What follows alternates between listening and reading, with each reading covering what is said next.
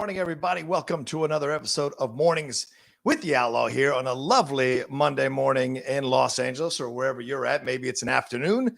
Not sure. Let me know where you're chiming in from. Already got almost 50 y'all in here joining me right off the bat. I'm sure the numbers will increase as we go forward, but just wanted to say hi to everybody before we start. You know how this is. Hope you all had a good weekend. I spent my weekend working on a number of things here at the house and at the channel. And of course, we got knee deep into the what do you call that thing? Oh yeah, Tiger King. We got knee deep into the Tiger King. That's for damn sure. We went insane about that kind of stuff. So it's pretty crazy. Let's see who's in here. MK Songbird, what's going on? Quee George Jim, hello. Rick Samoris, MK Songbird, Andrew G, what's up? Ben Rayner, how's it going?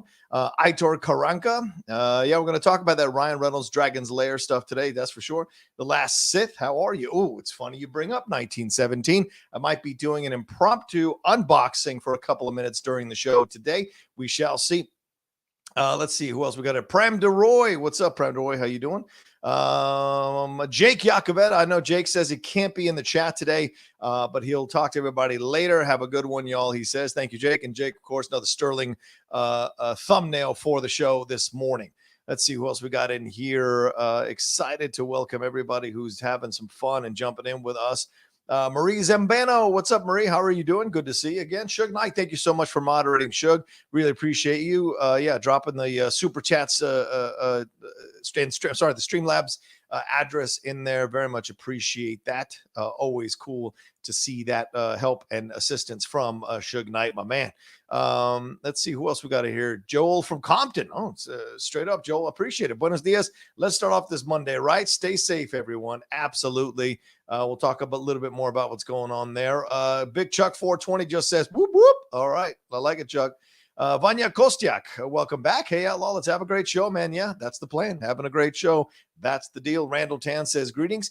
Paco San Miguel says, hello, John. Stay safe. Doing my best. Doing my best. I still go out to take those walks. I still, go in the car and drive around a little bit. But yes, very much trying to stay safe, everyone. Tim Franco, good morning, man. Good to see you, bro. Thanks for joining. Cameron Hainsworth, good morning, Rocha, my dude. What's going on? Finally working from home. Yeah, Cameron, the ranks are growing of people who are working from home for sure, and people we know who are working from home. That's for damn sure. Mike Brower, what's going on? He's watching from Northeast Oklahoma. How are you, sir? Well, Mike Brower, I feel like I spent a lot of time in your state yesterday watching that Tiger King Netflix documentary. We finished off 7 episodes of that thing. 6 episodes rather. We're going to finish off episode 7 sometime today. Maybe we'll do a review together. I've been talking to the Lady Outlaw saying maybe she might want to do a review together. We're thinking about starting a show on the channel just called The Outlaws, where we just shoot the shit about whatever as a relationship, as a couple, give you a little insight into who we are, maybe a little insight into our relationship too. We could be kind of fun. Classic Blaze the Cat. Hi, how are you? Let's see. Clark 85. Morning, Outlaw. Morning, Nation. Yes, morning to you, Clark. Thank you. Gregor's Koskoden. What's up? Koskoden. I hope that's right. Hi, Rocha. Greetings from Poland. Thank you for chiming in from Poland. I appreciate that. Fredtastic 314. He is here front and center. Thank you so much. Mild Manner Comic Nerd. Hey, John, will you and Matt get together during this time besides the top 10? Yeah, we've been talking about doing some live streams as our topic thunders, so people can chime in with live time questions for Matt and I to answer. So certainly that's a possibility we're kicking around right now. Cinephiles as well. We're kicking around that idea. See that guy over there? What's up? How are you doing? Luis Macias, good to see you again. Buenos dias. Reagan Lovig is in here. Thank God. My first time watching live, never able to because of work, but due to working from home, I can now take part. Bring it on. Thank you, Reagan. I appreciate it. J-Dog. What's up, bud? How you doing, bud? Happy birthday to my baby brother, Davy Boy. All right. Shout out to your baby brother. You just had your birthday. So shout out to Davy Boy, who is also celebrating a birthday. Colin Gillespie, what's going on? Quee George Jim, what's going down? Big Chuck 420, Arkansas in the house. Yes, respect. Amara Moses, got to be here live more since I'm teaching from home. Thank you, Amara. I appreciate that. Sean Forney's in here. Good morning from Ohio. Hell yeah. Let's see. Randall Tan says, hell yeah, Tiger King. Right on. Rhino's Poppy. I know I might be a little late on Tiger King, but holy shit. Yeah, exactly. Holy shit is right. Call me Donick. All right, Donick. There we go, Donick. I'll do that. That sounds good. Mario Rogers is chiming in from Puerto Rico. What's up? How you doing, Mario? Hope everything's going well on that side of your place in your country there. Hope everything's going okay there, my man. Mike Brown says, that'd be great if you two did that review together. And I'm from Garth Brooks, Oklahoma, not Joe Exotic, Oklahoma. It's a fine line, I guess, Mike. It's a fine line you're drawing in that sand, brother. It's a fine line. Matty Gunner's in here as well. I hope you are well. Well, I am well, and I'm excited to be doing Mornings with the Outlaw again with you all this morning. It's always fun when you all chime in and join in. I know some of y'all chiming in from home. Some of y'all work from home. Maybe some of y'all thinking, maybe some people are like thinking, oh, what's there to talk about, blah, blah, blah. Well, Mornings with the Outlaw is about entertainment news, but it's also about hanging out with you all, hearing what you all think about things, touching base with you and hearing your thoughts on everything that's going on, and also answering your questions. And part of answering your questions, please send them in through the Streamlabs, send them in as super chats. I'm doing this now through the StreamYard, so I'll be able to bring the super chats up onto the channel and whatever like this. Like let's see, like Mike Brower saying, hey, it would be great if you two did that review together. And I'm more from Garth Brooks, Oklahoma, not Joe Exotic, Oklahoma, things of that nature. I'll be able to bring it in. Okay, Manny Gonzalez wants to know, hey, John, how's the quarantine and what's for today's morning meal? Well, let me present it to you now. It is 2 pieces of nice multigrain bread with one side jelly, one side butter, 3 hard-boiled eggs, and I got a little iced tea. I don't drink coffee, so I might take a little bit of a break to chomp on some of this while we're talking about everything. So there you go. Thank you, Mandy, for asking about my breakfast. I appreciate it. Jay Rocha, does John Wayne's Hatari rank anywhere in your faves? It's my favorite John Wayne movie. It does not. No, it's a little disjointed, not 100% my cup of tea, but totally respect you liking the movie. It's John Wayne, for God's sakes. I'm not going to bash anybody or denigrate anybody for liking a John Wayne movie. So nice choice there. Fantastic. All right. Donick, yes, great. Absolutely. And he's got soccer balls there. Appreciate that. Nico Baca says, release the Snyder cut. Absolutely. Nico, we'll be talking about that in just a second. So, yeah, the 3 things we're going to talk about today, we're definitely going to talk about that Ryan Reynolds story about Dragon's Lair, and then we're going to jump into a little bit of some of the reveals from Zack Snyder's VERO watch-along that he did for Batman v Superman yesterday morning at 8 a.m. PT, 11 a.m. Eastern time. And also, I'm going to give you my thoughts on why I think Elisabeth Moss might be the next Lois Lane, and why I think she'd be a great choice to be the next Lois Lane. When things are a little slow and there's not a lot of happening and there's not a lot of news breaking necessarily, and not a lot of movies out that we can talk about, or movies, casting news, all this kind of stuff, I want to fill the time and entertain you guys and entertain myself. And one of the ways I do that is now that I'm thinking about it as the Mornings with the Outlaw, is to come up with some question or concept or idea, and then have a discussion with you all about it, give you my points of views, and then hear from you all what you think about that point of view. So there you go. That's how we're going to do today. Have a little fun. Like I said, I might be doing an unboxing as well. Got a little something here from the people, the fine folks over at 1917. They sent me something, and maybe I'll do the unboxing with you all live here, and we'll go through everything. We shall see. Roberto Arsenal, good to see you, my man. Nice. Thanks for joining in. Tim Pellone, yes. Hey, glad to catch you live today. Thank you, Tim. Appreciate you joining along. And please, if you're in here now, if you haven't hit the like button, would appreciate it. If you swung that cursor over, hit that like button. Get me above 100 likes as soon as possible. Then into 150 and maybe 200 if we get lucky with enough people watching this morning. All right. Mario Rocha says that Snyder watch-along was just perfect, really giving some deep insight. I'm sure that's what he's trying to say, deep insight of Batman v Superman, but also some inside stuff as well. So it could work both ways for sure. All right. No spoilers in here, guys. No discussions about characters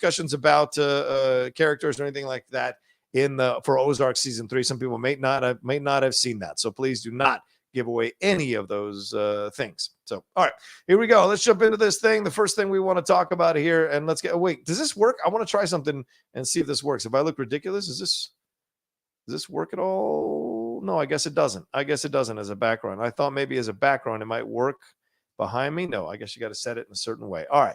Well, anyway, I want to play you guys something first before we start. Oh, no, actually, you know what? Let's just get into it because I'll play that a little bit later on in the show. All right. Anyway, let's jump into this first story, and that is that Ryan Reynolds is in talks right now, according to the Hollywood Reporter, to play the live action Dirk Dirk in Dragon's like, God, I'm sorry, I'm stumbling so early. Maybe I should have had a little bit more food this morning. Got myself squared away. There it is. All right, there it is. Dirk, he is in talks to play the lead in a live action feature version of Dragon's Lair. I know for me, one of the most iconic 1980s video games overall. Dirk the Daring, that's the name of the knight. Of course, he had the Princess Daphne, he had Bertram, he even had Dirk's mother-in-law, King Ethelred, Shortbread, Timothy, and Sir Hubert. So a lot of characters involved here in Dragon's Lair. It wasn't just, from those of you who are maybe not young enough to remember, it wasn't just a knight going in to try to save Princess Daphne. There was way more than that going on in this particular video game. So that was going on there. Dirk the Daring. Anyway, this is apparently they've been negotiating for a year to do this. Netflix has closed the deal to pick up the rights to the game. Roy Lee will produce via his Vertigo Entertainment. Don Bluth, Gary Goldman, and John Pomeroy are also producing, and so will Ryan Reynolds. Dan and Kevin Hageman, who worked on the Lego movie, most recently Scary Stories to Tell in the Dark, will be writing the script. Now, Dragon's Lair is a cool idea, I think, for Ryan Reynolds. I mean, this is a funny guy. This is an incredibly funny guy. A lot of us have enjoyed his work over the years in numerous things.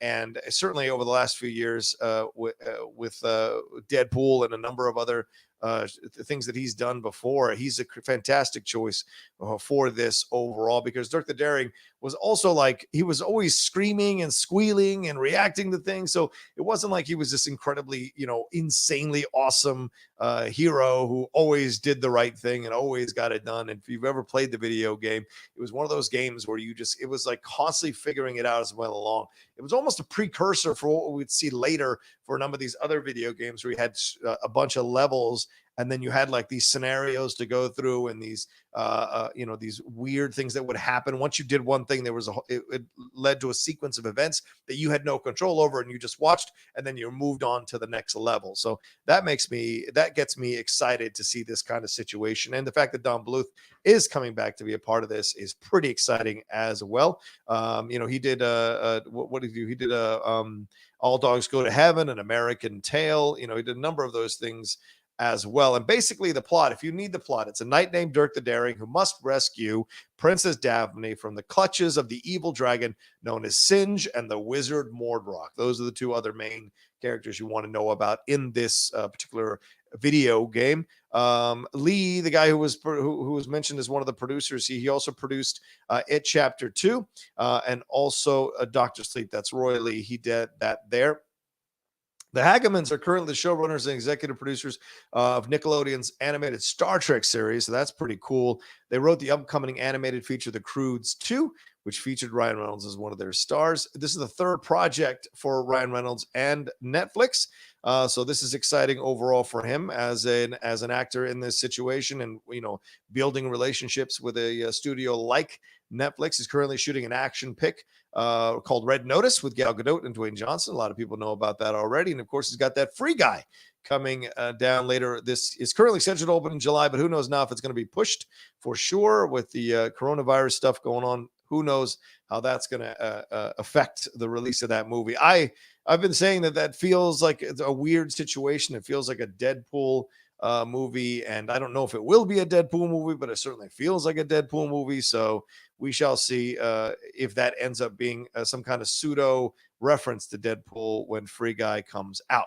So anyway, that's what's going on with the Dragon's Lair situation. I think it's pretty exciting. I used to play this video game like crazy. I was a mad fan of Dragon's Lair. Spent so much money. I spent a small fortune. I would come to the arcade and just play. And that game, as Edward Harrell pointed out earlier, Edward it was 50-cent game. So it was a 50 cents you'd put in, and you'd play the game. You go through all the different scenarios. You'd have the what do you have? You have the snakes that you had to the corals, the large coral snakes that you had to kill. You had to swing off wires or ropes that were lit on fire. You had to go fall down multiple levels and know which one to jump off of onto that bridge and then jump over that bridge. You had to do things like that. You had to fight skeletons. You had to fight a weird lizard king.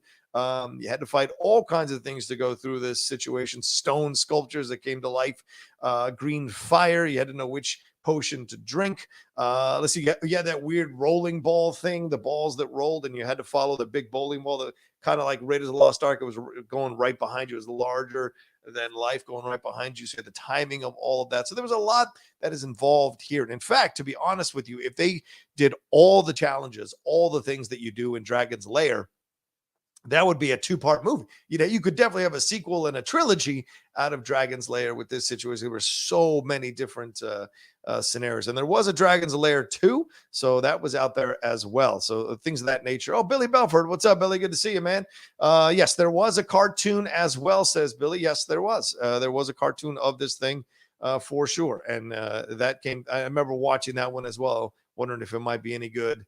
In the end, it was okay. Wasn't great, but it's okay. Yeah, I mean, so much of that was involved. Oh my God, track and field and joust were my games. I remember those games fantastic. Yeah, we're going back in time for this one, Dragon's Lair. So, I mean, it took a year to get the right people involved in this. So pretty interesting stuff. Billy Belford says Dragon's Lair and Teenage Mutant Ninja Turtles got most of my money. Yeah, no lie on that. I don't doubt that. So that's I don't know. I always enjoyed that about Dragon's Lair, is that it was like you got a lot of bang for your buck. It was incredibly, as Billy Belford says again, very cinematic game. One of the first with lots of cutscenes. Yeah, exactly, and that's what I mean. You do one thing, and all of a sudden it would lead to all these kinds of things and all these kinds of situations and scenes that you couldn't necessarily do anything about.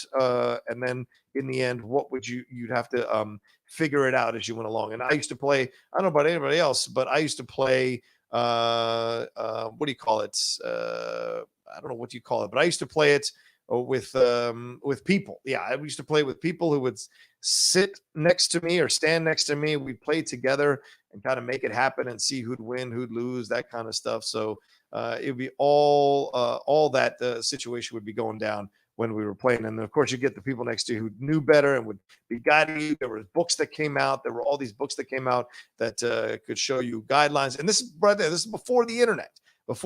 So people would write down how to get past all these things and they pass them around. And this is before email, all that kind of jazz. So all that was in existence at the time when we were playing Dragon's Lair and what have you. So it's an exciting situation. Let's see who else we got in here rolling through this thing, talking about what they want to see on this video game. Yeah, Secret of Nim. Don Bluth was Secret of Nim as well. Yeah, Secret of Nim, a classic animated film that was fantastic. Someone mentioned, I want a Golden Axe movie. Yeah, Randall Tan. Golden Axe would be very, very interesting for sure. So we've already gotten the Teenage Mutant Ninja Turtles. So Wiley Todd says he sent my mic out today. Thank you, Wiley. Appreciate it. Hopefully I'll be getting the mic soon. I never know with the delivery stuff that's going on lately, when I'll be getting that mic, when I'll be getting anything. So we shall see. I try to order some things for my lady's birthday. Her birthday's on Wednesday. Try to order some things from Amazon. They all say it's not going to happen until the end of April. So I have to figure out something else to get for the lady for her birthday. So we'll see how that goes. How are you all dealing with birthdays and anniversaries and things of that nature during this time? Are you guys like frustrated? Are you excited? Are you frustrated? Are you finding new ways to get these things in your houses? What are you all doing to adapt? Are you just accepting the situation and everyone's understanding it and knowing that you'll do better that it'll be better once the coronavirus has been handled? Matt Lewis says, hi from Cardiff, Wales. John, hope you're well. Would love to hear your thoughts on Tiger King. I binged it with the family in 2 days since we're on lockdown. It's batshit crazy. It is absolutely batshit crazy. As a guy who grew up in the south adjacent state of Virginia, I've met people like Tiger King. I've met people like a number of people that you see in the documentary. We're definitely going to talk about that. I'm definitely going to do a review of it, whether with the Geek Buddies or my lady and I might do a review for a new show we're kicking around called The Outlaws. So that's certainly possible. You'll definitely be hearing my views and my points of views on this thing, no doubt.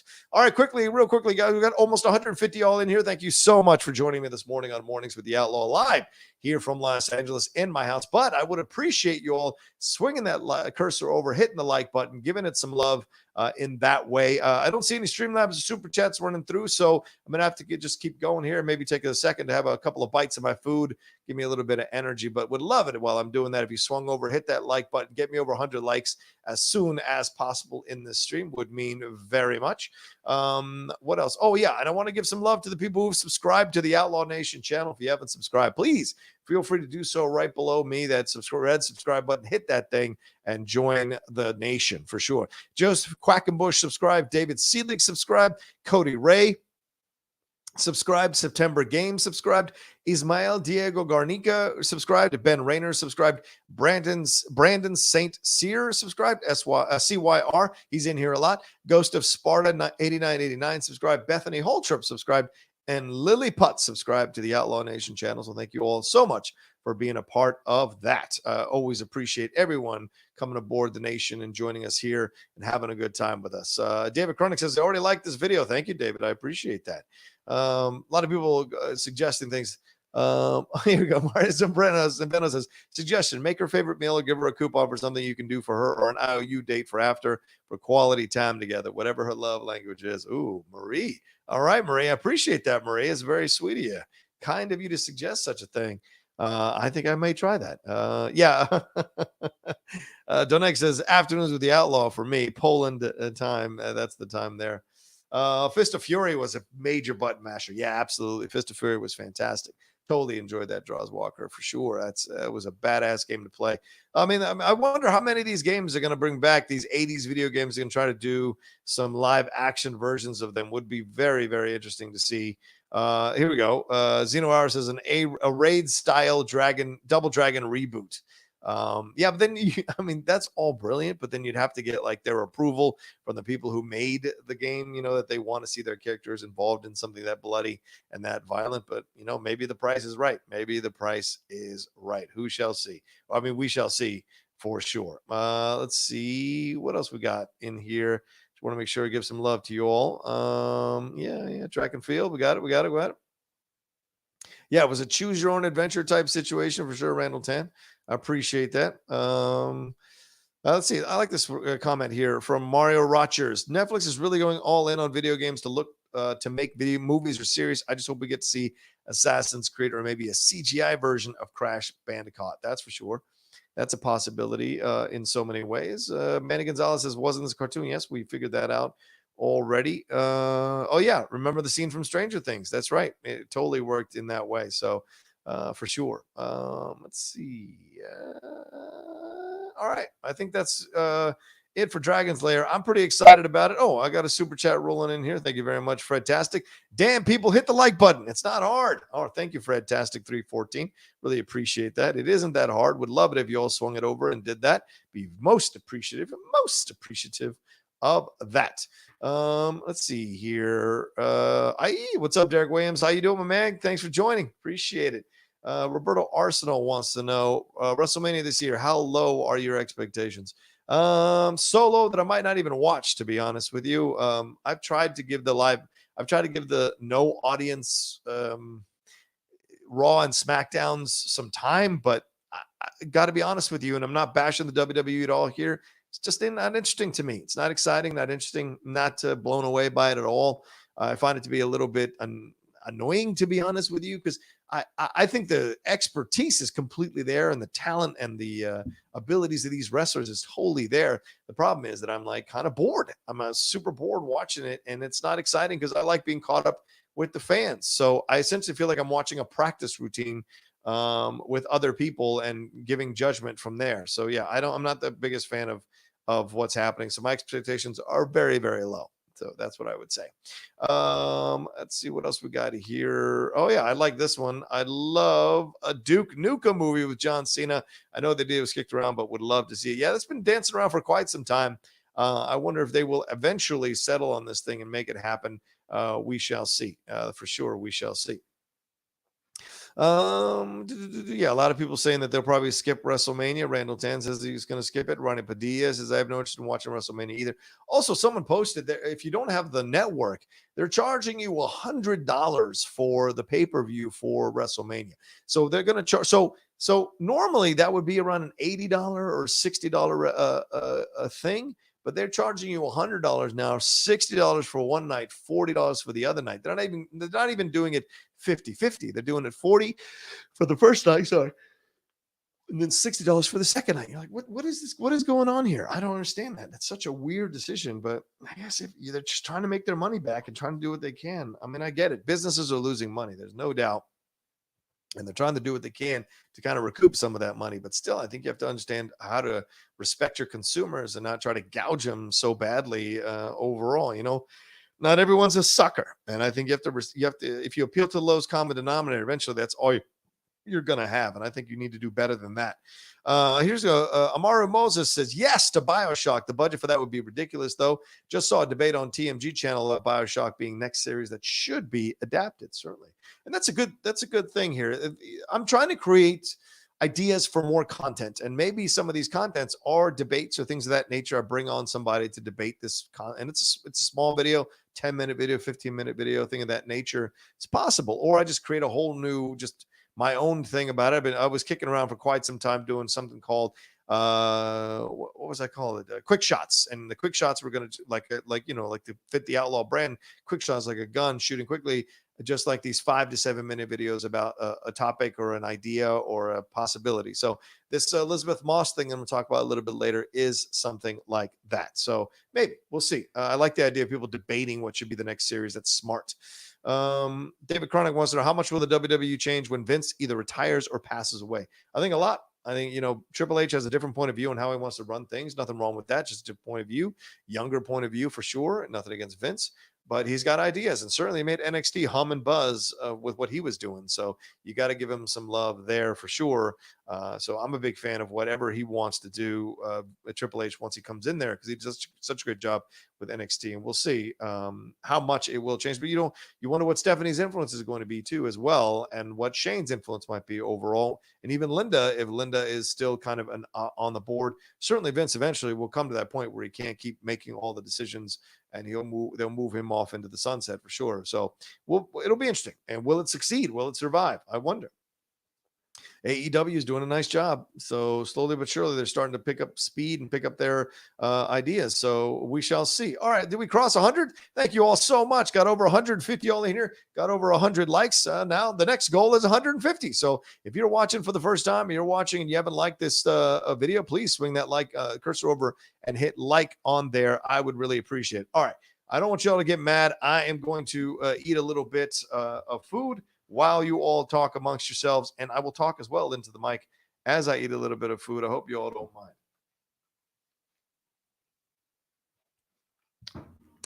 What do I call it? Like a mukbang thing? Is that what they said? A mukbang? I heard that's what it's called. So let's see here. Triple H is old school, but they must get rid of TV, movie, and soap writers. They've proven they can't do it. Writing for wrestling is way different than writing for TV or film. Yeah, etc. I think it's a valid point. The issue with that situation is that they like people who aren't in the business. I remember I auditioned to be one of those ring announcers about 2 years ago. And it was through an agent in New York who reached out through my agent in LA, my hosting agent in LA, and we got the audition, and I did it. And I got back to him and they said, hey, he's too much of a fan of the stuff. So we're looking for people who aren't necessarily wrestling fans to do it, because they get too involved in it. I was insulted by that, because I can be absolutely professional and not geek out about this kind of stuff, but I would still respect it and do it really well. So I was like, man, they really do want people who are not involved in it at all. And then I heard from other people who've worked for the WWE, they don't like people to be too deep into the lore of the WWE, because they find that they become too much of a slave to that way of thinking rather than trying to think outside the box, which is what they think helps them succeed overall with fans. So you can't argue that thinking, to be honest with you, but there's also a middle ground that you can find where you can be a fan and also a professional about what you do. So maybe that's something they'll look to in the future. We shall see. All right. Got some Streamlabs that have rolled through here. Let me try and answer some of these questions. And please, Suge Knight's putting that Streamlabs up, the link up for everybody. He's moderating today. Thank you, Suge. Billy Belford donated. He says, a lot of social distancing ingenuity for my friend's birthday day. We all went over to her house and stayed in separate rooms to have a dance party. Did you see John Krasinski's new Some Good News Network? He tweeted it out. It's about a 15-minute video. Oh, smart. Well, Krasinski can do that and get a lot of buzz for it. So shout out to him. Very smart idea for him to do that for sure. Yeah, it's not a bad idea. We've been doing things on Zoom. My friends and I, we had an impromptu birthday party for a friend of ours last week, and there was like 28 of us on Zoom. And so it's 2 separate screens. that you could go to and see everybody who was in there commenting and giving her some love. So kind of how it worked out for us, that's for sure. I'm thinking about doing that more though, like for the watch alongs and the streams, things of that nature. So that's a possibility too. I saw what Zack Snyder did with VERO yesterday. I was watching about an hour of it, and I was just thinking to myself, this could be a new way or an interesting way to kind of do a watch along as well. All right, Suge Knight says, Morning Outlaw. Okay, I'll bring it up. We know backstage tomorrow, but what's your thoughts on Goddard and Frankie Numbers? Also, when are we going to get you on Twitch playing some games? Have a great day, Outlaw. Thank you, Suge. I appreciate it. So, all right, I'll give you a preview of my thoughts on this situation. First, I think Frankie's just doing this stuff to get attention because his show needs attention. He likes being a part of the mix. He thinks that I'm sure he's getting some kind of guidance from Christian or from Brad that this is a way to kind of get a little more attention for your show, a little more, like kind of, I don't know, just a little more recognition for the show and for what he's doing. Frankie's always been a good guy. He's always been a fan of mine. Very smart about the game. Certainly his statistics are very well respected by every player in the league. But some of his opinions, his point of views, I think he's just trying to come out of his shell a little bit. And you know what? Part of it is you're going to get smacked back by some of the players. So that's the game. But here's the number one thing. Goddard is a rookie. These people are rookies. And the thing is, it's like Fight Club. What's the number one rule of Fight Club? You don't talk about Fight Club. What's the number one rule about being a heel? You don't have to tell people all the time that you're a heel. Just be a heel. Also, being a heel means generating heat. Generating heat means people are going to say negative things about you. They're going to question what you do in games. They're going to question how you handle yourself in games. They're going to question everything. That's part of being a heel. So either Goddard is playing into it by smacking back at Frankie, or he's legitimately upset. With Kalinowski, you couldn't tell sometimes whether he was a heel or not in his responses. And certainly at times he got himself in a bit of trouble with some people and what have you. Same thing with Jay Washington. If you guys remember, he did that Facebook apology in the group. So things of that nature. Being a heel ain't easy. It's like, but you got to know how to handle the heat. And I think going after someone personally is not a heel thing to do necessarily on social media. I think there's a fine line. So these guys are slapping it out. Let them slap it out. I'll talk more about it on Backstage. Although it sounds like we're going to have 25 people on Backstage tomorrow. So hopefully I'll be one of those 25 on there to talk about it, because I certainly have some points of views. Oh, and I do think they should not have gotten the points for Empire Strikes Back. I think she answered the question. Your teammate doesn't get to come in right afterwards and say the right answer overall, because they asked for which movie. They didn't ask what was the quote. They asked for which movie, right? And just saying Empire, just because he said Empire in the movie doesn't mean Empire is the answer. Should have been The Empire Strikes Back, to be honest with you. Even if you remove Star Wars episode blah, blah, blah, The Empire Strikes Back still qualifies. So in my opinion, I thought they got gifted those 2 points when they should have got taken away. And here's another thing about being a heel. Damn it, I'm giving it all away right now. Here's another thing about it. If you're going to start a back and forth, don't complain that the back and forth affected you from answering the question. If you're going to shoot a sarcastic comment to the other side and the other side snaps back at you and you engage in the back and forth, you willfully engage in the back and forth, then you can't cry that you didn't have enough time to answer the question because you were engaged in the back and forth. Once you participate, that's your responsibility. So I think that needs to be hashed out as well going forward in the Schmoedown. We shall see if it is, though. All right, Shug, thank you for that question. I'm sure I'll have more to say about it on Backstage. He says, one of the shows I'm looking forward to is Weekends at the Outlaws is an amazing show with Video Drew. Super excited to see that stream again. Have we made any headway on the Star Wars match with Smets? We'll see. I mean, that's going to be down the pike in June sometime, June or July. It's not going to be anytime soon. So it's still in the works. It's still in the conversation, still in the ether. So we'll definitely be talking about it as it goes along. And we'll put it together. We'll figure a way to put it together. That's for sure. Sorry, I got to have a little more food. Sorry. All right. We'll figure it out. What else am I seeing here?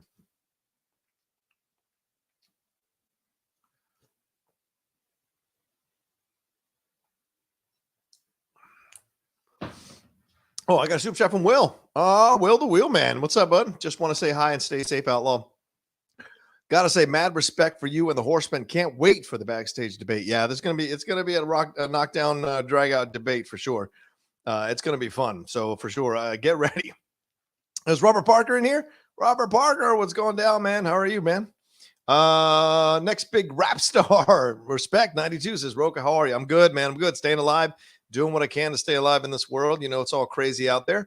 Got 163 y'all in here. Thank you so much for joining me this morning live on the show. Got 125 likes. Would love it if you get me above 150 before we wrap this thing up here, closer to the 10 o'clock hour. So swing the cursor button over, hit that like button, give me some love. I'd appreciate it very much from there. So let's see who else we got in here rolling on. We wrote a rap song for the Rocha. Send it in. Send it in. I'll play it. Maybe if you send it in before the end of the show, I can play it and put it up. Don Logan wants to know why my mug is so small. I don't know. Oh, the mug. Oh, this mug. This is not a small mug, son. I'm sure you're being sarcastic. This is a massively large mug, a mug rather. So let's see. Is Robert Parker? Where's Robert Parker? Where is he? Robert Parker? Where are you, brother, man? You rolling in here? Are you rolling in here making some comments? Here it is. It's like Tywin's speech in Game of Thrones. Any man who must say I am the king is no true king, but with heel. Yeah, agreed, Robert Parker. You get it. And Robert hasn't even played his match yet, and Robert already gets it. The people who understand how to do it, they do it right. People who don't understand how to do it, they don't do it right. Everyone says, oh, heels, heels, heels. Just being a heel doesn't make you a great heel. The WWE is every wrestling promotion's history is littered with people who went heel and didn't understand how to be a heel, couldn't handle how to be a heel. So, this is a thing like in Scarface, right? Or not Scarface, Carlito's Way. Pacino says that to Sean Penn, you a gangster now, Dave. There's no going back, and you can't get a late start. That kind of thing. So that's what I feel like. If you're going to turn heel, you got to know how to do it. But if you turn it late in your career and you don't know how to do it, it can come back to bite you in the ass. And I thought we saw that. I thought we saw that in the match for sure. And of course, like I said, I'll have more thoughts about it on Backstage if I am on. Belford says, generating heel heat in Schmoedown is way harder than wrestling. You can cheat in wrestling to get heat. Not possible in the Schmoedown. No, right. Which is what Christian thought was brilliant when we were doing my heel push at the beginning of the Schmoedown to kind of get people into the idea of what it meant. I would crash interviews and say inappropriate things. I would get going onto shows and say things like that. And so that's how we generated heat for me as a heel. And a lot of people thought that I was legitimately doing this. I mean, some people accused me of physically attacking Emma in some of the interviews when I would kind of come in there like gangbusters and grab the mic away from her. So you got to know how to do it. I do think here's the deal.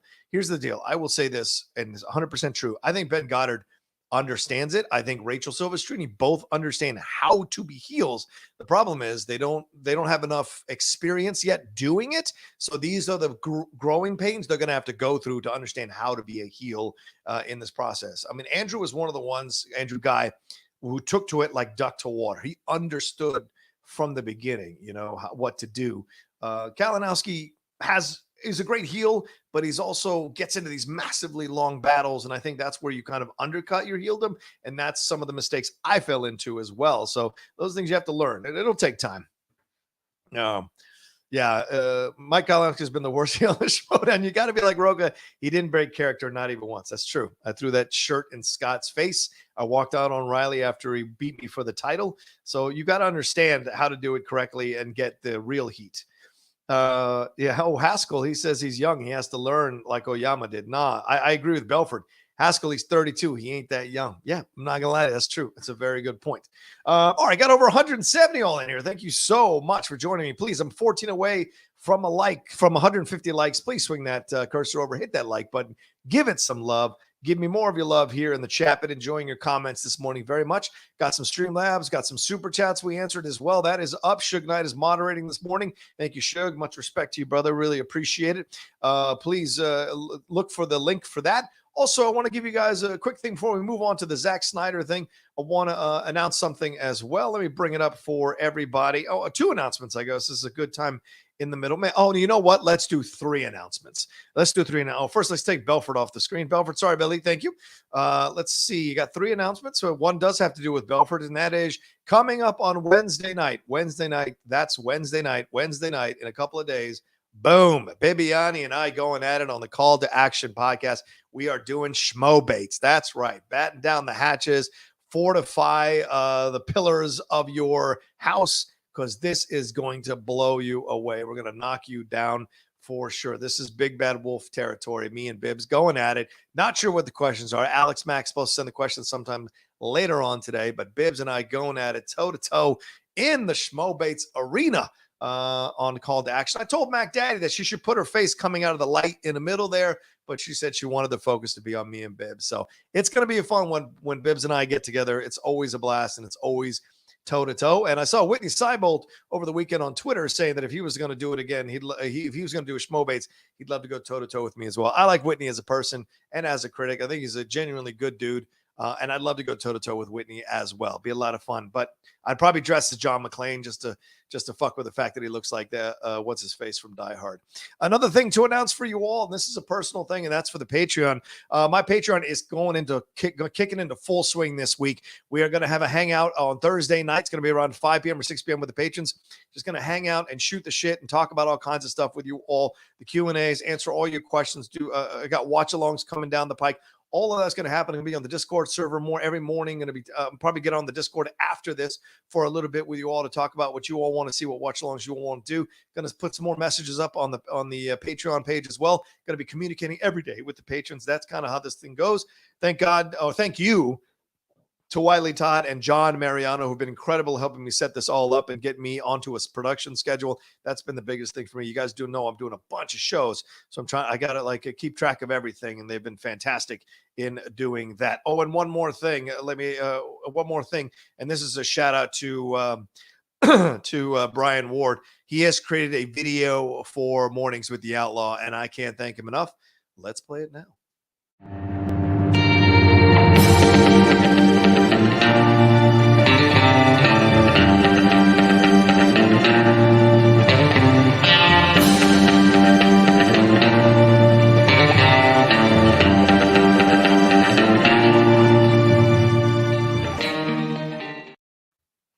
I mean, pretty cool, right? I know I shoved in a piece of food. Pretty cool, right? I mean, that's pretty awesome stuff from Jake. A lot of love to him. He's been so good to me in this time of transition. He's been fantastic. What did you guys think? You enjoy that? Billy Belford, so good. Thank you, Billy. Let's see what else. Derek Williams says that's a dope video. Congratulations. Yeah, pretty cool. I like the coffee effect. Yeah, me too. Especially I don't drink coffee. No, that's not Jake. It's Brian Ward. Brian Ward. That was not Jake Iacovetta. That's Brian Ward. He did that. And he sent me one more. Maybe I'll play it now. See what you guys think. It's for the deep cut. Let's see. One last one, and then we'll jump into our next story, which is about Zack Snyder and VERO. Let's play it.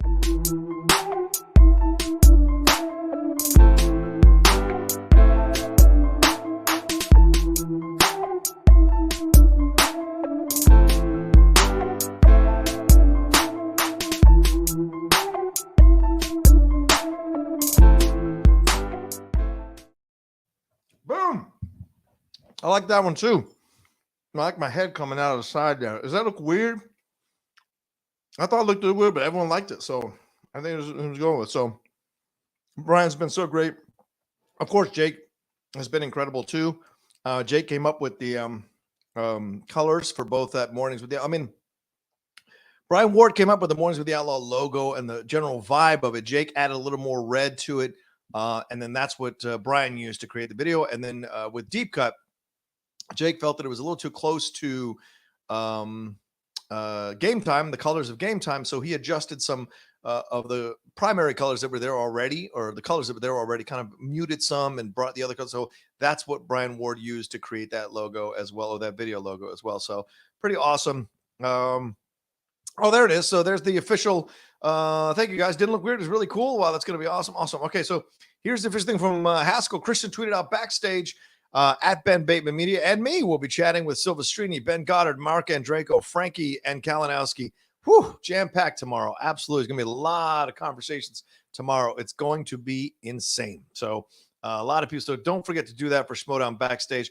Also, at 10 o'clock, jump on over to SCN Live after you're done with Mornings with the Outlaw and have a little fun with them over there.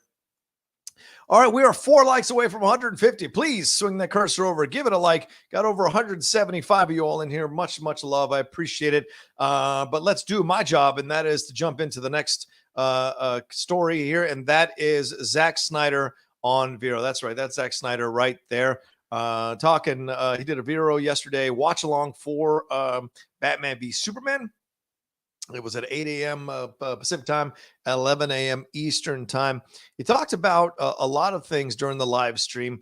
One of the scenes he went into detail on was the third act battle, which pitted Superman, Batman, and Wonder Woman against Doomsday. He revealed that Superman's final scream would be heard around the universe, including the galaxy and the worlds beyond.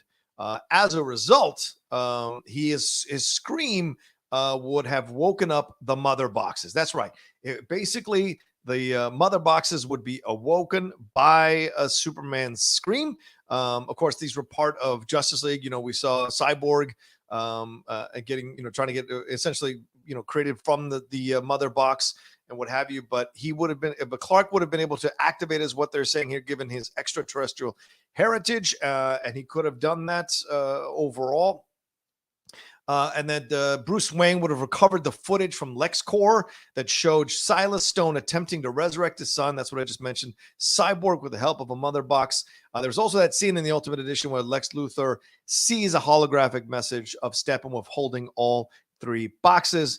Screen Rant was saying that the mother boxes became MacGuffins in Justice League, with the heroes racing against Steppenwolf to locate them. Until now, there wasn't, and remember they were in Themyscira and Atlantis and at Star Labs. So there was a bunch of mother boxes all over the place, and they just popped up. And in this way is how they were going to have this thing happen, was Superman woke up the mother boxes, and that's how Steppenwolf was able to get a hold of them or use them. There wasn't a clear indication of how they got awoke in Justice League, so that was a little bit of confusion there. So that's how he thought that the history of the mother box would work in his universe, Snyder's universe. And of course, he's been doing this for quite some time. He also revealed during the same live stream about the nightmare sequence that we saw with Batman. He revealed that the Flash was going to go through time using the Speed Force. Let me see if I want to make sure I get this right here. When the scene in which Bruce is decrypting LexCorp information from his drive and is visited by a futuristic version of Barry Allen, this is what happens. He thinks that Barry Allen was the one to put Bruce Wayne to sleep and send him into the nightmare sequence. If you remember the nightmare sequence, it's in his dream, the Batman sees this future where Superman is like just this evil Superman, and he's basically made the world his slave. Snyder revealed that Barry Allen would put Batman to sleep using the cosmic treadmill and send him the nightmare sequence using the cosmic treadmill as well. And it was to show Bruce what the world would look like if Lois Lane was killed. Remember that it was the rumor that Doomsday was going to kill Lois Lane, or I'm sorry, Darkseid was going to kill Lois Lane, and what that future would have looked like, which is why the whole black Superman's suit was going to come into play. Snyder also revealed that the 5-film arc that he had planned out would have featured a conversation in which Bruce is actually the one chosen to go back in time to figure this all out and set it right. And there were two possibilities in which he could have sent back in the timeline. Zack Snyder revealed that Barry Allen received time travel help from Cyborg. Apparently, Cyborg helped to send Barry to speak to Bruce, which is what you see in BvS. And Snyder asserts that Barry would have wanted Cyborg to send him a second location in time, as his encounter with Bruce in BvS happened too soon. So this is massive stuff that Zack Snyder was revealing through the whole thing. I'm certainly going to watch it at some point, the entire watch along with him. If they have it available for people to download and watch, I will absolutely do that and watch BvS with it. BvS is one of these things that is fascinating to me on so many levels because I'm not the biggest fan of the movie, as I've said overall many times on numerous shows. However, it's like a train wreck. Like, you can't resist watching it when it's on TV. I have a horrible desire to see it when it's on, and I just marvel at how much he got wrong, in my opinion, about the movie. But it's shot so well, and the cinematography is beautiful in the movie, and some of the performances are incredible. Certainly, Ben Affleck's Batman RIP to Ben Affleck's Batman, but he was incredible as Batman in the movie, in my opinion.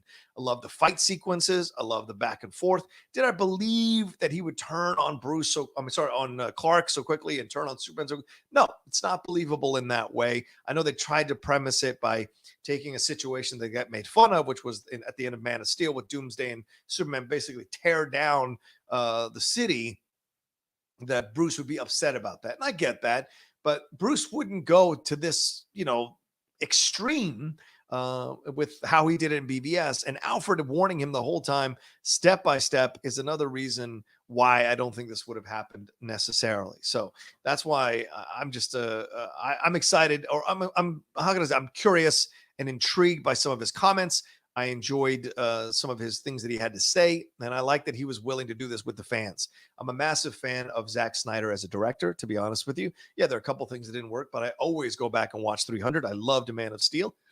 There's so much great stuff that he does, and there's a couple things that don't 100% work, but his Dawn of the Dead was fantastic as well. I know Sucker Punch is the number one thing that I don't think worked at all and on any level, but still, once again, incredibly well shot, beautifully framed. But BvS is the one that I go back. Even the Ultimate Edition, I think, was a bit much. And maybe I'll do a watch along yeah. Don, maybe I'll do a watch along with BvS, the Ultimate Edition, for the fans if they want to enjoy it. Don Logan says, I have a horrible desire to see it when it's on. The greatest quote ever about the entire DCEU. It's true, not the entire DCU. I mean, I like Man of Steel. Man of Steel is not a horrible desire. That's an awesome. I love that movie. It makes me emotional every single time. Yeah, Watchmen director's cut. Yes, Mike Brower. That's another fantastic film from Zack Snyder. The director's cut version. The director's cut version is incredible. So much better. Yaniv Sapir said his commentary is available. Oh, great. Oh, cool. So I'll watch it. Maybe I'll watch BvS with his commentary and do it from there. Yeah, I'm not the only one who feels this way. Ronnie feels this way too. Sucker Punch was Snyder's worst. Of course, Nicholas Blythe agrees. Sucker Punch. Ooh, that's a sad face. That's a depressed face. Donik wants to know what's next on Cinephiles. I love it. Steve is great. And you, of course. Oh, thank you, Donik. I appreciate it. Yeah, Steve gets so much love, and I respect that Steve gets some, but I'm in the show too, people. I'm in the show too. I mean, I could do facts all day as well. It's a balance. It's a balance. I've been noticing people think, that Steve's a little more, but it's like, that's how we agreed to do the show, that Steve would do that kind of stuff because he's trying to build to what he wants to build his reputation as director. And I would be the person analyzing the films. That's how we figured this out. So we just finished up Spartacus, and I think we're moving on to Seventh Seal next, or possibly another film from the 80s or early 90s that has a submarine in it. That's the hint, a submarine in it. You might not hear it coming, shall I say. Let's see. Justin Torres says he turns on BvS when he wants to go to sleep, or just straight to the end of the warehouse fight. Yeah, that's an awesome battle. Awesome battle. Mild Man of Comic says, I'm okay with the Ultimate Cut, either release his cut or not. That's where I am at this time. Yeah, a lot of people this way. And you know what? I think that's what's interesting about it. Xenomar says, Don Logan, I like Atlantis better in Aquaman than he does in the other one. So I appreciate that. I don't remember what it looked like in jail. I'd have to check out that scene. I did like Mara's costume way more in JL, though. Oh, that's fair. Yeah, a lot of people want to see this cut. Jake is back in here. All right, what's up, Jake? Don't forget that thumbs up button, share, and subscribe if you haven't. Yeah, absolutely. Please like and share this video on your social media and subscribe to the Outlaw Nation. Please, right down there, right below. I'll give you a shout out on the show when you subscribe. I wonder if J.J. Abrams will do a watch along for Rise of Skywalker. Maybe. Yeah, do we have to be on VERO to watch Snyder's commentary? Yeah, Kelly, someone answered already. It is on YouTube. What's your email, Rocha? Why don't you DM me? I have my DMs open on Instagram, so send me a DM on Instagram or send me a DM on Twitter. I have the DMs open on Twitter as well. Haskell, I've told you this already. 2 p.m. I've told you 3 times. 2 p.m. for sports time, certainly today. Let's put that graphic up. Do I have a thing for that up? No, I don't have a graphic for that up yet. Do I? No, just this little video. That's all I have for sports time. So I'm not going to play that. You guys have already seen enough videos. But yes, 2 p.m. today, game time. It is me and Jay Washington. And Winston is shooting a commercial today, or shooting something today. Sorry, not a commercial. Shooting something today. I'm not sure if he's going to be available. If he can't do it, Ben Goddard has been very kind to volunteer to step in. So it might just be me. It might be me, Jay, and Ben Goddard on for game time. Maybe Winston will come in once he's done shooting what he's shooting today, and we'll go from there. That is 2 p.m. today. 2 p.m. today. Roxy does her stream at 1, so I don't like to step on Roxy's toes. I love Roxy to pieces, so I like to get her. Her own 1 hour block, and I don't like to step on that. So let's see. William Bedford says, I was so hyped for Sucker Punch. It was just such a letdown. Yeah, I don't disagree with you, brother man. It was a letdown for sure. Let's see. Yeah. Oh, this is a good quote. Ryan Kramer said this. He said, Rocha, ever noticed that every director's cut of his movies is better than what the studio forced him to put out in theaters? It's hard to get over the negative image of the initial release. It is. It is. And, that's executives getting involved, and executives worrying about situation and, wanting it to be a certain way or fit under a certain time. I still think they should have let him finish up the show, finish up the movie, rather, his own way. It would have been great to let that happen, but unfortunately it didn't. So did you feel that like it was Superman that Snyder got wrong the most, or all the characters? I don't think he got Superman wrong. That's the thing. I like his Superman. I like the idea of him being an immigrant, an illegal alien. I think in some ways that really works for our society nowadays. I like the fact that he's an outsider, that he doesn't feel connected. So many people who are dealing with mental health issues in the world can gravitate to him and understand that situation of feeling different, feeling out of place, feeling like, oh, why I can, you don't have heat vision and you don't have all these kinds of things, but you still feel not normal. You see other kids and you're like, how come they can function just fine, but I can't? Why do I feel everything so deeply? Why does everything affect me in such a certain way? And that's what Superman was in that Man of Steel, which is why I like that Man of Steel, that interpretation of Superman. It's a more real, grounded interpretation of Superman. No, a lot of people love the Donner thing, and I do too. I love Donner Superman for what it was. It was, pie in the sky, hopeful, all that kind of stuff, like Captain America, right? But even Captain America has to confront Nick Fury and Nick Fury's desire to essentially want to surveillance everybody in the world so nobody can cause them terrorist attacks. So that's real. That's him confronting. With Superman, though, if you went the Richard Donner route, there wasn't that much you could do if you brought it back that way, because they tried that, if you remember, with Superman Returns, the one that what's his face did, Bryan Singer, and that was kind of rehashed and boring, in my opinion. The airplane sequence, obviously incredible, but kind of boring. And then a super kid, get the fuck out of here. That was ridiculous. So for me, overall, I think that he got it right, Superman right. I think he got Batman right too. I think what he didn't get right, Zach, was the storylines and the through and making them feel believable. Because what was the problem with me as I was watching BvS is they're basically trying to shove 4 graphic novels into one movie, and it doesn't work 100%, because you're taking the bones out of one graphic novel and trying to, you're basically Frankensteining those graphic novels, which is what people accuse Justice League of being, a Frankenstein monster of a film. BvS is essentially a Frankenstein monster of a movie based on 4 graphic novels that are shoved in, but like I said, the details of each of the graphic novels that lead to the big moments in the graphic novels, they are not there in the movie, so you don't feel it. You don't sense, like when Superman gets hit by the light, that's the Dark Knight Returns reference. But the buildup with Reagan and it's not there. So those are those things that I think if you can't make something, you can't take big moments out of graphic novels and put them in there and then make them tenuous in their connection and then expect a good result, in my opinion. I know Riley defends it, so I'm not gonna bash people like BvS. I know a lot of people like BvS. Certainly Zach, doing those commentaries and doing the the kind of behind the scenes stuff that he does.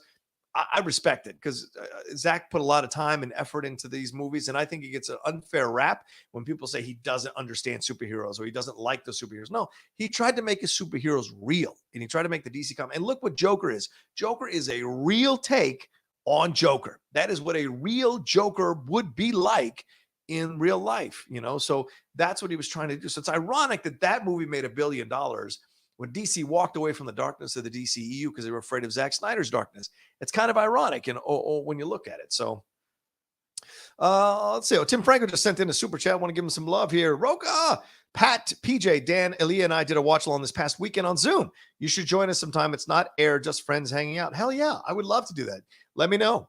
You guys are some of my favorite people in this sphere, brother. So, and we're friends. We're legitimately friends. So I'd love to hang out with you guys and do a watch along. Let me know. I mean, I'm home.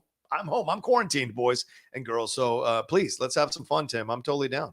Thank you for sending that super chat in, my man. You're very kind.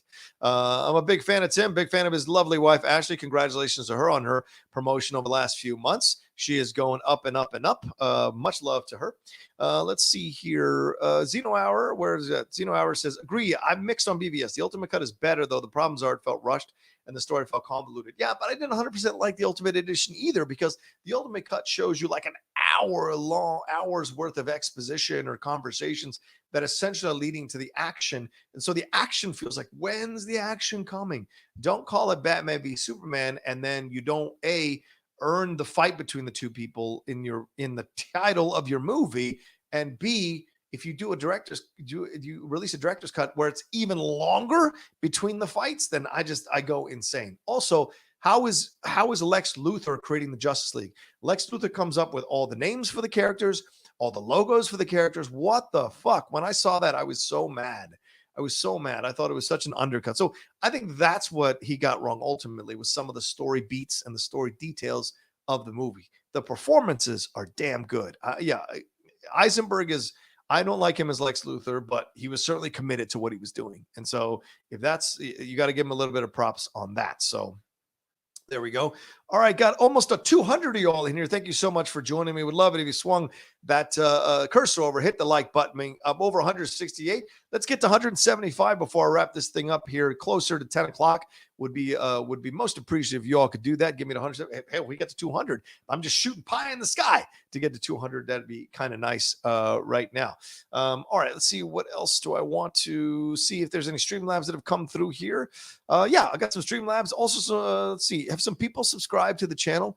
I'm getting noticed. Yeah, Yaniv Sapir. I already said his name, didn't I? Subscribe to the channel. Sapir, just subscribe to the channel. Thank you. And if you haven't subscribed to the Outlaw Nation, please go down there, hit subscribe. Would love it if you all give it some love and, keep building the numbers up. Want to get to that 20,000 subscribers mark as soon as possible. That would be I'd be most appreciative. Robert Parker said, he donated. He said, glad I could finally catch the stream live. Have a great week, Rocha. Hope you're staying safe and sane. Much respect as always. Same thing to you, Robert. Robert, I got to bring you on one of these live streams, brother, man. If you want to join me tomorrow night, I think Roxy Stryer is going to be on tomorrow night. If you want to join us to ask a question live, please feel free, man. I do that on Outlaw Nation tomorrow night. Roxy Stryer is going to be on. At least that's what we settled on last week. So hopefully it's still in her calendar. She's going to be the Outlaw Nation show tomorrow night, 6 p.m. PT. But you know how the Outlaw Nation show works. I have a topic, a subject, we talk about it, and then we bring people in to ask questions live on the show, or you do it through your Streamlabs or your Super Chats, things of that nature. So definitely come join me for that. JJ Winward donated, said, hey, Rocha, have you seen all the Hunger Games movies? I just did a rewatch and forgot how good Catching Fire is. The cast is stacked. Yeah, Catching Fire is actually really good. I enjoyed the first Hunger Games movie as well. Certainly enjoyed it. I mean, eventually they kind of lost their luster for me as it kept going, especially when they split those that end movie into two parts. That's just a cash grab, leaves a bad taste in my mouth overall. But yeah, overall, yeah, not bad. Jennifer Lawrence is fantastic in those movies. Not going to argue that at all. Certainly, and Woody Harrelson and Stanley Tucci, Elizabeth Banks, a lot of good people in that movie. Josh Hutcherson, I think that's right, and even Liam Hemsworth, who I enjoy and will defend an Independence Day resurgence, regardless what other people say. All right, let's see what else we got here going on. Any more super chats? No, any more Streamlabs? No. All right, give me 30 seconds. I'm going to grab my plug for my computer. I'm down to 18%. I don't want this thing to kick off before I finish off. So talk amongst yourselves. I'll be right back.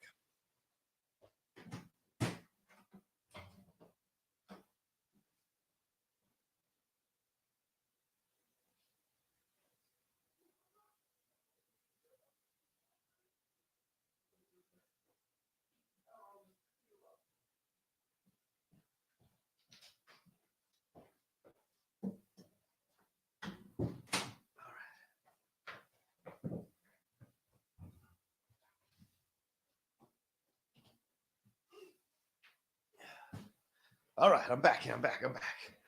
Just had to get some power for the computer. You know, the new MacBook Pro that I bought before the break, before, you know, I was let go, and I spent that money on a new MacBook Pro. It burns through battery pretty quickly. Like in an hour, it'll drop like 75%. So pretty incredible stuff. Oh, people saw behind me. Yeah. Once upon a time, Hollywood Lunchbox. Yes. A lot of Jurgen Klopp action. Got the Cinephiles book. Steve gave me that for a Christmas present. We got the team's championship up there as well. So nice stuff. Nice stuff. Let's see. Oh yeah, here we go. Kim Lahef says Cavill is outstanding. Is an outstanding Superman. It will be a crime if there is no Man of Steel 2. At this point, I don't know if there will be a Man of Steel 2. And you got to understand, you got to look at, well, what would they do with a Man of Steel 2? Who would be involved in it? Would Amy Adams come back? What have you? But here is the crux of my argument. Let's jump into it here before we wrap up. All right. Let's jump into this thing. I put it in the title, and I meant it when I put it in the title. So let's have this conversation. I want to propose something to you all, and that is we've got Superman possibly coming down in some form, right? We had Supergirl. They're saying that possibly the Superman could come out of Supergirl. There's a lot of people like me and Mark Riley who are always saying we need a Man of Steel 2, that Henry Cavill needs to come back as Superman, or they need to make the decision once and for all, say there is no Man of Steel 2 and go get another Superman. That's possible too. So if you want to go do that, great. But here's what I want to propose to you all for Lois Lane. And that is the lovely Elisabeth Moss right there. As you see right there, Elisabeth Moss.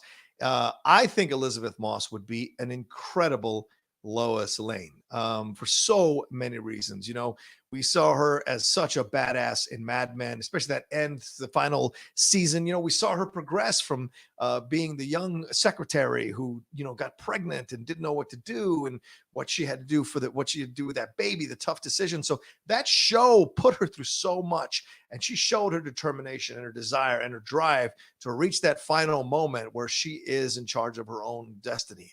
She's in charge of her own life. And that's a powerful thing to watch an actress go through season by season by season. And Elisabeth Moss did such incredible work there. For those of you who are overseas fans, Top of the Lake is another one that she was incredible in, as well as a detective trying to investigate the death of that 12-year-old girl and things and what she experiences, what she goes through, what she endures, what she comes out of, and the twists and turns that show takes. She shows such strength, such resolve, such determination, and vulnerability as well. And of course, recently, A Handmaid's Tale. This has been the calling card for her and making her the money and doing the things that she's doing so powerfully and so strongly as an actress, winning Emmys and what have you. She's been so good in that show. And then, of course, recently in Invisible Man, she's fantastic in that as well. She has grown so much as an actress. And I don't even mean that in a way like, oh, she was okay and then she got better. No, she's always been a good damn actress from West Wing on. The thing is that she has really come into her power as an actress on screen now, as a strong female, as an occasionally vulnerable female, as a woman put into these tough, strong situations and has to find her way out of it. She shows a pluckiness, a determination, a steely resolve, and a strength to her performances that I think would be fantastic to see in a Lois Lane situation. You could see her chasing down that lead. You could see her writing that story. You could see her going toe-to-toe verbally with Superman,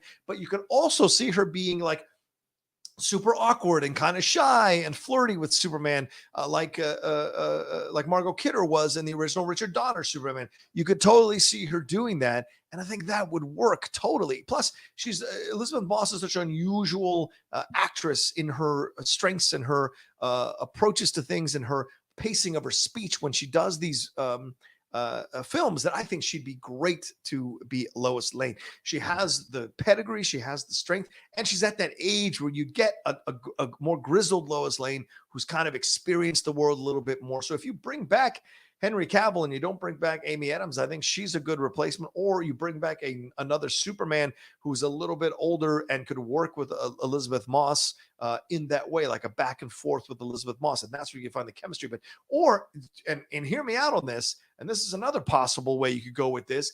you make a standalone Lois Lane movie. I was talking to my girlfriend yesterday, and she's like, well, isn't Lois Lane usually just the kind of like a pseudo sidekick to Superman? I was like, no, she's more than that. She's an award-winning reporter. She's an investigative reporter. She gets involved in these situations. A standalone Lois Lane movie nowadays in 2020, when we see more and more women becoming the focal point of these series. We see it in Star Wars. We saw it in Aliens. We saw it in Terminator again with Dark Fate. We see this happening all over the place. That Captain Marvel, Wonder Woman. We see this where women are becoming. We had the Black Widow movie coming out. Women are becoming more and more the central focus of these franchises and these properties. So why wouldn't you do a standalone Lois Lane movie? That's a character that deserves a standalone movie. If Joker deserves a standalone movie, and he's a central part of the Batman story, certainly Lois Lane is a really big part of the Superman story. Deserves her own standalone movie. Certainly, investigative reporter situation or what have you. Maybe Superman's caught up on another world, so we do have a Superman situation that he is caught up fighting Darkseid on Apocalypse or some shit. So he's not around, and she's kind of investigating the story and exposing what's going on behind the scenes. You could still have superheroes appear in them. Maybe there's a superhero initiative going on. Maybe there's an anti-superhero initiative going on in the government because they're suspect and they want to find out. And then she has to investigate who is the person that is doing this. What was the graphic novel? God, I can't think of it right now. Is it Identity Crisis, where one of the superheroes' wives is murdered and they're trying to investigate how that, I think it's Elongated Man's wife is murdered and they're trying to figure out who killed her, right? Why couldn't Lois Lane kind of slide into that? You could kind of rework that graphic novel to make it so Lois Lane is the person investigating who could have possibly done this, right? With Jimmy Olsen as well on as a photographer, following along what he experiences. So to me, I think it would be awesome to see Elisabeth Moss. Her pedigree as an actress, her abilities as an actress, her intelligence as an actress, but also her strength and her steely resolve and her vulnerability all in combo. Plus, she's very sexy and attractive as well, to throw that into the mix as well in her own way. And so I think that all of that mixed in would make her an incredible Lois Lane for whatever Warner Brothers or DC wants to do going forward. She certainly earned the shot, and I think she'd be fantastic at it. What do you all think? Are people going nuts about this, or are people not liking this idea? What do you all think? Let me know. I'm looking right now at the chat. Let me see. Let me bring it up real quick. Oh, I got a Streamlabs. This is from Kim Lahif. She says, I really liked Amy Adams as Lois Lane. Would be interesting to see what Elisabeth Moss could do with the character. Yeah, absolutely. I think so too. I mean, Amy Adams is a fantastic Lois Lane. I liked her very much. I liked her a lot more than Kate Bosworth. That's for damn sure. She played it like she was Lois Lane's little sister. I think Amy Adams is great as Lois Lane. Certainly enjoyed Margot Kidder again as Lois Lane. Was it Erica Durance in the Smallville series? I thought she did a nice job as Lois Lane as well. But I think there's something here with Elisabeth Moss. The thing that I've kind of put myself in the mindset of is like, how do I make the mornings with the Outlaw a little more interesting? And I think the mornings with the Outlaw a little more interesting could be these debates, these conversations. And it occurred to me yesterday as I was thinking about things, Lois Lane would be a perfect person Elisabeth Moss would be a perfect person to play Lois Lane. She's an unconventional choice, yet it totally works and could be a possible strong choice that could like kind of shock people, but also shock people in the best way possible. Look at her. She's here on the set on Wall Street Journal during the interviews. Look at her. She looks totally comfortable. She looks like she could be an anchor there doing a show. And maybe that's it too. Maybe she's an anchor as well as a reporter, what have you. So it totally works on so many levels to have her do that kind of thing overall. And the vibe of it would be perfect for her as Lois Lane, in my opinion. Let's see what people think. Let's see what you guys think. If you think I'm crazy. Ryan Kerber says, Stanley Lois Lane movie would be a good intro to a new Superman franchise. Right. She was reported there before Clark showed up. Ending with his first public appearance would be a good lead into a sequel. There you go. That's how you could introduce Superman, a Lois Lane standalone movie. And then she's investigating who this guy is. And we don't see anything else. Like we don't see Clark, like we saw in Man of Steel, where she's like trying to figure out who this person is. Maybe you kind of take that storyline and have her investigate something. But then again, if you do that, you might be undercutting it because, okay, she's only doing this to find out who this man is, right? Let's do something a little more investigative and see what she's exploring. So things of that nature. Yeah, thank you, Suge. I appreciate that. If you'd like to support John, the Outlaw Nation, make sure to join the Patreon over there, www.patreon.com/John Rocha. There's a lot going on over there. Go take a look and see what's over there. See all the tiers, things of that nature. Thank you, Suge. Appreciate you giving the shout out there. Anna Diarmas. On the Rixa Morris, that was something I was thinking about too. Anna de Armas would be an interesting Lois Lane as well. Of course, she has her accent, but I think it could still absolutely 100% work. What if Lois Lane is not an American person? What if she is a reporter who's come over? Maybe she works the international bureau, like Christine Amanpour does. That's a possibility, where she's an international reporter, and then you make the film global. And by making the film global, you're also appealing to all these big markets that studios like to appeal to. I think Anna de Armas would be a fantastic idea overall. All right, guys, we're 13 likes away from 200. Please, I'd love it if you gave me some likes and get me up to that 200. I've been losing some of you over the last few minutes. We're down to 167 watches, but that's all right. We're almost up at 200 a few minutes ago, so that's all right. Ryan Kramer says Elisabeth Moss is a great chase for the role. I could see them calling it Daily Planet. Yeah, Daily Planet, perfect. Daily Planet's a perfect thing. Like we saw with Gotham City PD, the GCPD series, that was really great in comics. So why wouldn't it work for the Daily Planet? I think that's great. Zeno Hour is the one who said it first. Okay, respect. Let's see. I want to see a comment. I want to go back and see some of the comments you guys left. Moss is a great actress, so I think she would do a great job. Thanks, Kellix. I agree. The actor Elisabeth Moss, yes, as Lois Lane. Enrico Braceno says, hey, you're not wrong. Exactly. I agree. David Chronic, though, besides Invisible Man, I'm not a fan of Elisabeth Moss. That's a shame, David. I feel like that's your loss, brother, man. She's a fantastic actress. If she wasn't already in the Marvel universe, I'd recommend Zoe Saldana. She's more than capable to hold her own against her male counterpart. Don't disagree with that at all. Zoe Saldana would have been a perfect choice if she wasn't already in the Marvel universe. And I bet Karen Gillan would have been an interesting choice for real. Rocha read Lois Lane when it's in trade is a great standalone series going on at the moment. Oh, so it's already happened. So there is a standalone series going on in the comics. Sorry, I'm not aware of that going on already. There you go. Even more so. I must have felt that in the universe, in the vibes of the universe, which is why this came to me the other day. Rickson Morris says, yes, Rocha. Yes, and Zeno Hour said I was right with Identity Crisis. Yes, I have that back there somewhere. I love that graphic novel. It was so brutal and truthful. Gabe Digenova says they could definitely do a Lois solo movie. The Lois Lane comics are amazing. There you go. I didn't know she had hers or own thing. So, and he also says the right Superman movie would change the world. I've been saying this for months, for sure, for sure. He also wishing me well and staying safe. You too, my brother. You too. Yeah, Mike Brower. She was so good in Invisible Man. I agree. If you haven't seen Invisible Man, you haven't rented Invisible Man, you need to rent Invisible Man. That was an awesome, awesome film. And I said this, and Jeff Snyder made fun, and then Jeff Snyder went and saw it and put out 2 tweets because I had him. Hey, hey, nice belt. Yeah, it is. I'm gonna try to defend it as much as possible.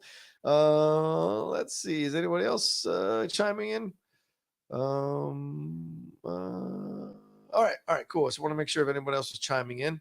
Yeah, so Rocha just joined. Did anyone watch the BvS commentary Snyder did? Yeah, we talked about it, Nate Dogg. A lot of people were talking about it. So just letting you know, if you want to go back in the stream and listen to my comments about it and listen to other people's comments about it, pretty much we were talking about it. Yes, it's so good seeing as you love yourself some polo tick. I don't know what that means.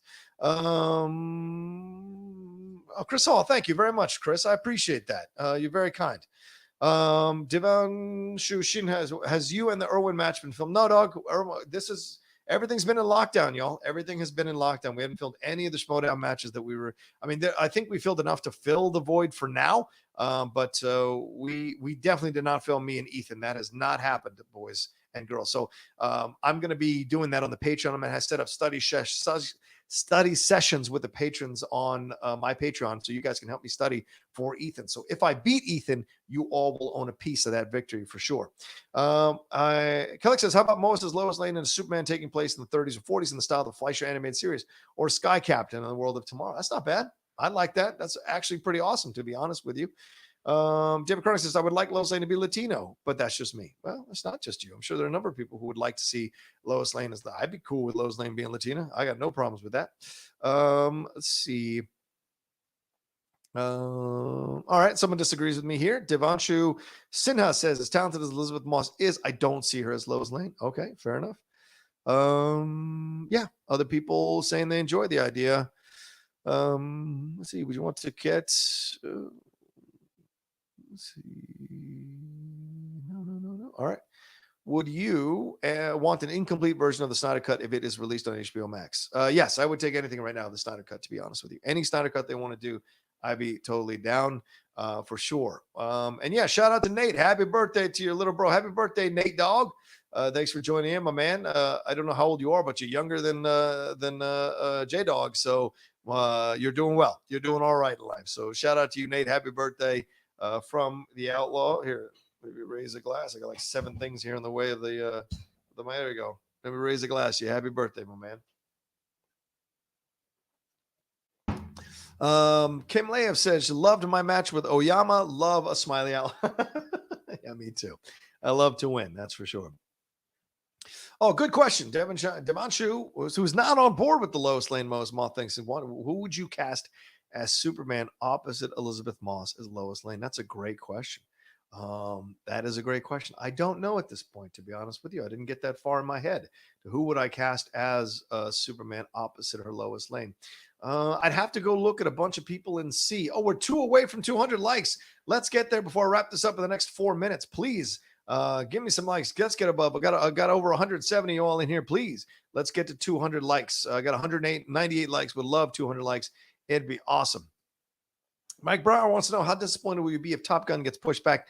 I will be super bummed. One of my most anticipated of the year. Yeah, I'll be bummed. I'll be sad about it for sure. I wanted to see it so bad, and I was excited. So we shall see what happens with that. Chris Hall says, John Rocha is my hero. I aspire to be as awesome as the Outlaw. I look forward to you beating Ethan Irwin and playing Dan. Yeah, we'll see, man. I mean, it's going to take a Herculean effort to beat Ethan, but I will do my best. And hopefully I'll come out on top. But, he is, oh, yeah, did the camera go out of focus? That's weird. Here, sometimes you have to switch the camera. It's so strange in that way. Boom. And then boom. Yeah, there we go. Now I'm back in focus. It's so weird what it does sometimes. It does it on its own. I'm going to be working on that too overall. All right, we crossed 200 likes. Yes, sir. 206. This is awesome. Thank you all so much for giving this stream some likes. I appreciate over 200 likes. That's awesome of you all. Thank you so much. Andrew Vadella says, haven't people been throwing out Oscar Isaacs as either Superman or Batman? Certainly, Oscar Isaac as Superman would be really weird. I don't really see that necessarily. I would see Batman more than I would see him as Oscar Isaac. A lot of people throwing out Dylan O'Brien or Ansel Elgort. That's a young Superman, though, so that could be a weird situation. I think they're younger than Elisabeth Moss, so what would that, look like? It'd be an interesting wrinkle, that's for sure, into think if maybe she's guiding him a little bit as the older woman in this situation. That could be interesting on a number of levels. So certainly I could see that. Michael B. Jordan is first black man. That's from N. Akhtar. Superman, first black Superman. Oh yeah, and for Lois Lane, Emma Stone or Karen Gillan. Sure, I could see that. I could go down with that. Let's see. Anybody else copping in? Yeah, sip of coffee for the working man. Sip of coffee for the working man. For sure. What else we got here? Mike Brower says, this has been a great show today, John. Thank you for all the great information and entertainment you provide for all of us. Much appreciated. Thank you, Mike. I appreciate you all tuning in. It's always a blast to bring this out to you guys. Sometimes I stumble. Sometimes I don't deliver it always 100% the best way, but my heart is there. My intention is there. So I feel like overall I do a great job with the show. So thank you all. So thank you for recognizing that, Mike. It means a lot to be honest with you. All right. At this point, I should probably start wrapping up here. We got a minute till 9:55. I want to give you guys a little bit of a break before I send you off to SCN Live. Thank you all so much for joining me here on the Outlaw Mornings with the Outlaw. Always appreciate your conversations, your chats, your Streamlabs, your super chats, all of that coming through. Really appreciate all of that. Please remember to like and share this video on your social media and subscribe to the Outlaw Nation channel as I try to get to that 20,000 subscribers base that really is essential for me as a YouTuber to have even more of a footprint here on this particular platform. So I would appreciate that very much. Follow me at The Rocha Says on Twitter and on social media. And one more time, I want to bring this up for you. Schmoebates, that's right. It's happening Wednesday night, 7:30. Me and Bibiani going at it on the Schmoebates, doing our thing. Please come join us on the Chill to Action or Call to Action YouTube channel. Also, Gonna give a shout out to my Patreon right there, www.patreon.com/John Rocha. Come and hang out. Thank you to John Mariano for that fantastic picture there that he created. Hang out with me, the Outlaw, starting $7 per month on Patreon. There's, of course, $1 tier, $5 tier, but the $7 tier means you get to participate in the Hangouts, and we're setting that up. And, of course, there'll be watch-alongs and Q&As and games. And, of course, you guys will help me train for Ethan 1,000%. And don't forget, and let me play it now since you haven't seen it, don't forget to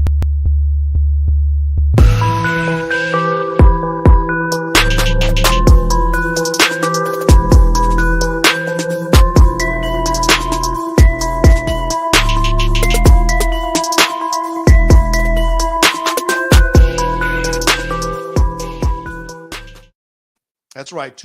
Let's go back to the original. Let's go right. Here it is. That's right. 2 p.m. today. Game time is back. It's me and Jay Washington and either Ben Goddard or Winston Marshall, or Ben Goddard and Winston Marshall hanging out talking about sports. We're certainly going to talk about the new 14-team playoff that they want to pass with the NFL, and also the Olympics. And we'll be discussing who our starting top 5 of all time in the NBA would be, with 3 alternates. So there'll be a lot of discussion about that. You know, there's not a lot of sports news dancing around out there. Doesn't mean we can't fill the time. And then, of course, we'll answer your questions, your Streamlabs, your Super Chat questions. Your questions we'll bring up on the screen and have a little fun doing that as well. So please join me at 2 p.m. PT for game time as well. All right, that's everything from me here on the Outlaw Nation. Much love to all of you. Thank you so much for joining me. Thank you so much for the likes. Thank you so much for the comments and everything like that. And please, as I said earlier, like and share this video on your social media and subscribe to the channel. We'll talk to you on Wednesday for another brand new episode of Mornings with the Outlaw. Take care.